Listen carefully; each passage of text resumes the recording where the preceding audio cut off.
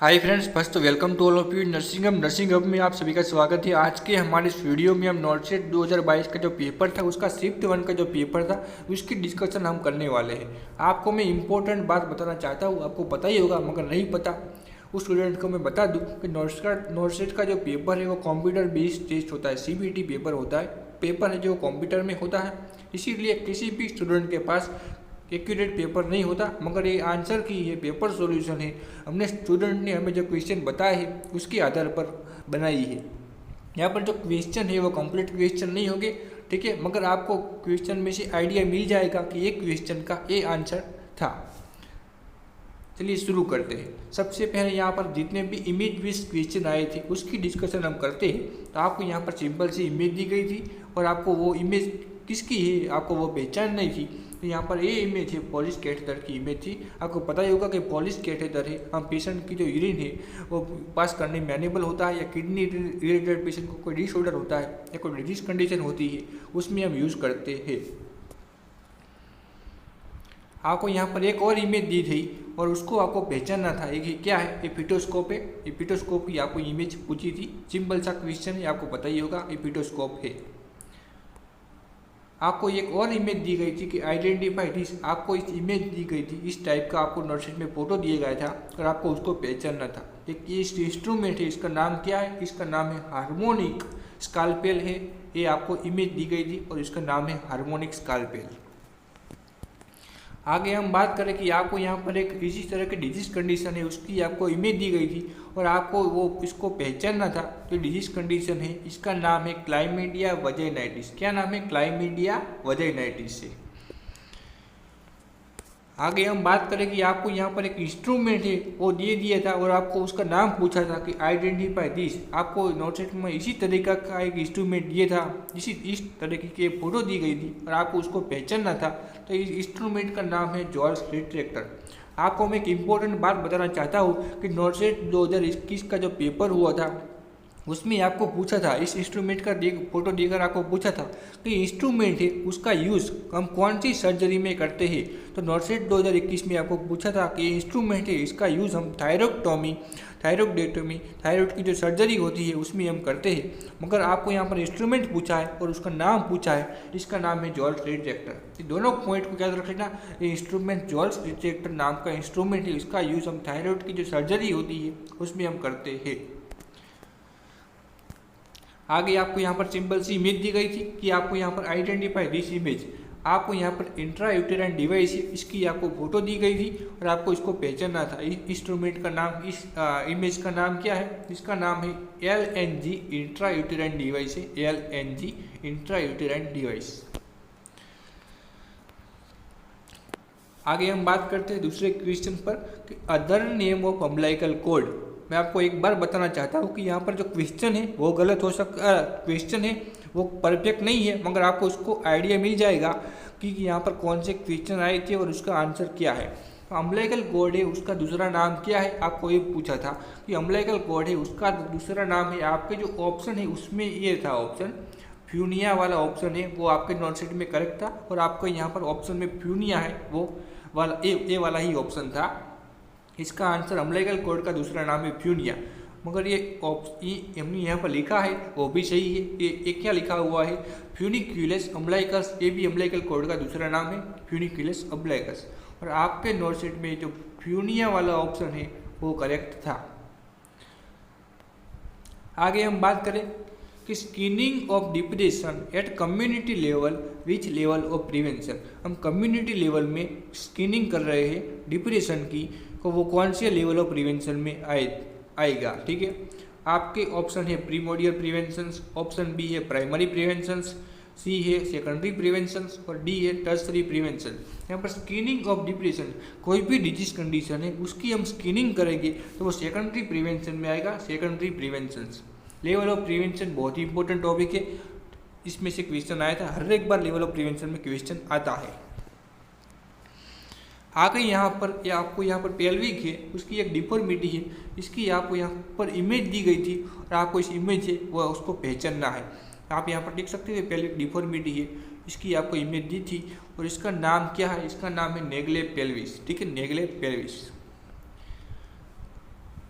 दूसरा आपको ये पूछा था कि वर्ल्ड पेशेंट सेफ्टी डे है वो कब होता है। आपको वर्ल्ड पेशेंट सेफ्टी डे वो कब होता है, तो वो होता है 17 सितंबर को वर्ल्ड पेशेंट सेफ्टी डे होता है। दूसरा यहाँ पर आपको ये पूछा था कि 2000 रुपीज़ की जो हमारी जो नोट होती है उसके बैक साइड में किसकी इमेज है। आपको यहाँ पर नोट सेट में ये इमेज नहीं दी थी, मगर आपको यहाँ पर समझ में आए इसीलिए यहाँ पर हमने इमेज ऐड की है कि 2000 की नोट के पीछे बैक साइड में कौन सा फोटो है, कौन सी इमेज है। 2000 के नोट के पीछे यहाँ पर आप देख सकते हो कि मंगलयान है, उसकी फ़ोटो है। मंगलयान की फ़ोटो वाला ऑप्शन है वो सही होगा। आगे हम बात करें कि आपको ये पूछा था कि amniotic fluid level at 36 weeks, जो हमारी एमनियोटिक फ्लूइड होता है उसका लेवल 36 वीक में कितना होता है। तो एमनियोटिक फ्लूइड है उसका लेवल 36 वीक में होता है 1 लीटर, यानी 1000 ml एमनियोटिक फ्लूइड का लेवल होता है 36 वीक्स पर। नेक्स्ट क्वेश्चन, सीपीआर के बारे में एक क्वेश्चन था कि सीपीआर रेशियो इन चिल्ड्रन। ठीक है, कई स्टूडेंट नहीं बताया कि चिल्ड्रन था और कई स्टूडेंट नहीं बताया कि इन्फेंट था, मगर यहाँ पर हम इन्फेंट है उसको मानकर चलेंगे। ठीक है, सीपीआर रेशियो है वो इन्फेंट में क्या होता है। सीपीआर का रेशियो है वो इन्फेंट में होता है कि 3 कंप्रेशन और 1 वेंटिलेशन होता है। इसके अलावा यहाँ पर वो था कि सीपीआर में हम टोटली 120 मूवमेंट करते हैं, उसमें जो हमारा जो 90 मूवमेंट 90 चेस्ट कंप्रेशन देते हैं और 30 जो है वो वेंटिलेशन देते हैं। आपको यहाँ पर 3GM1 और 90GM30 वो वाला यहाँ पर ऑप्शन है वो सही था। आगे हम बात करें कि which of vaccine given IM except वाला क्वेश्चन था। इसका मतलब हम कौन सी वैक्सीन है वो IM दे सकते हैं, मगर यहाँ पर एक्सेप्ट लिखा है, इसका मतलब 3 वैक्सीन है वो हम IM दे सकते हैं, मगर कौन सी वाली यहाँ पर नहीं दे सकते वो हमारा सही आंसर होगा। आपके ऑप्शन में थे हेपेटाइटिस B, ऑप्शन बी था DPT, ऑप्शन सी था PCV और ऑप्शन डी था MMR। तो हम MMR वैक्सीन है उसको हम IM नहीं देते हैं, MMR वैक्सीन को हम सबक्यूटेनियस देते हैं, SC देते हैं। चलिए आगे बात करते हैं। DPT vaccine given in which muscle. तो DPT वैक्सीन होती है डिप्थेरिया, पर्टिटस और टेटेनस वैक्सीन है, इस वैक्सीन को हम कौन से मसल में देते हैं। ठीक है, DPT वैक्सीन है उसको हम वास्टस लेटरालिस मसल में देते हैं। कौन से मसल में देते हैं, वास्टस लेटरालिस मसल में देते हैं। आगे नेक्स्ट क्वेश्चन देखते हैं कि night blindness caused by which vitamin. जो नाइट ब्लाइंडनेस है वो किस विटामिन के कारण होता है। तो नाइट ब्लाइंडनेस है वो विटामिन E की डेफिशिएंसी से होता है। किस विटामिन E की डेफिशिएंसी से होता है। नेक्स्ट क्वेश्चन आपसे ये पूछा था कि नेशनल न्यूट्रिशन सेंटर है वो कहाँ पर है। ठीक है, वो कहाँ पर है, आपको लोकेशन पूछा था कि नेशनल न्यूट्रिशन सेंटर है वो कहाँ पर है, वो हैदराबाद में है।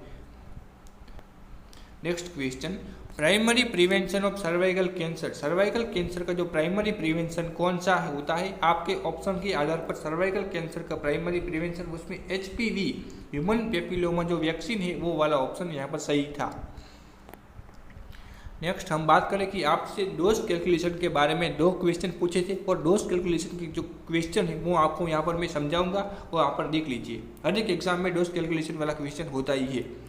यहाँ पर आपको यहाँ ये समझ में नहीं आएगी, मगर मैं आपको ये फॉर्मूला है उससे मैं आपको समझा दूंगा। ठीक है, इस आप फॉर्मूला को अच्छी तरीके से देख लीजिए। ठीक है, आपको यहाँ पर 3 वैल्यू दी गई थी कि आपके पास 2000 ml के फ्लूइड है, उसको आपको 24 आवर में आपको पेशेंट को डिलीवर करना है, वो भी मैक्रो ड्रिप के साथ। तो आप पेशेंट को पर मिनट कितने ड्रॉप दूंगे। आपको ये फॉर्मूला तो पता ही होगा। ठीक है, जो वॉल्यूम है उसको हम ड्रॉप फैक्टर के साथ मल्टीप्लाई करेंगे और उसको टाइम के साथ डिवाइड करेंगे। जो हमारा जो टाइम है वो आवर में होगा, उसको मिनट में कन्वर्ट करने के लिए उसको 60 के साथ मल्टीप्लाई करेंगे। तो आप यहाँ पर देख सकते हो कि यहाँ पर क्वेश्चन में था वॉल्यूम कितना था, हमारे पास वॉल्यूम था 2000 ml था। ठीक है, यहाँ पर जो मैक्रो है इसीलिए यहाँ पर 15 आएगी। यहाँ पर हमारे पास टाइम कितना था, टाइम यहाँ पर 24 आवर था, इसलिए 24 लिख दिया। उसको मिनट में कन्वर्ट करने के लिए हमने यहाँ पर 60 से उसको मल्टीप्लाई कर दिया। इन सभी को आप कैलकुलेट कीजिए तो टोटली आपको आंसर मिलेगा यहाँ पर 20.83 वाला आपको यहाँ पर आंसर मिलेगा। ठीक है, इसको आप अप्रोक्सीमेट आपको जो 21 ऑप्शन है नॉर्सेट में 21 ड्रॉप्स पर मिनट वाला ऑप्शन है वो सही था, तो इसका आंसर होगा 21 ड्रॉप्स पर मिनट।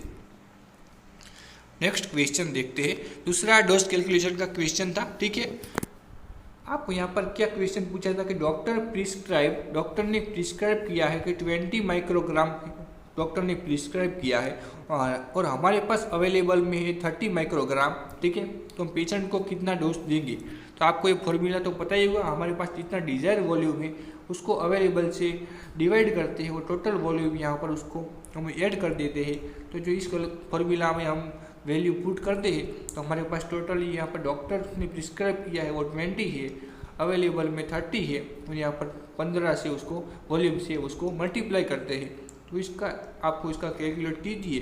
कैलकुलेट करने के बाद आपको यहाँ पर जो 10 mcg 10 माइक्रोग्राम वाला जो ऑप्शन था वो सही था, 10 माइक्रोग्राम। आगे हम बात करेंगे, आपको एक क्वेश्चन था, नेक्स्ट क्वेश्चन ऐसा था कि मोस्ट हीट सेंसिटिव वैक्सीन, तो मोस्ट हीट सेंसिटिव वैक्सीन है वो कौन सी है, टेटनस टॉक्साइड है, वो मोस्ट हीट सेंसिटिव वैक्सीन है।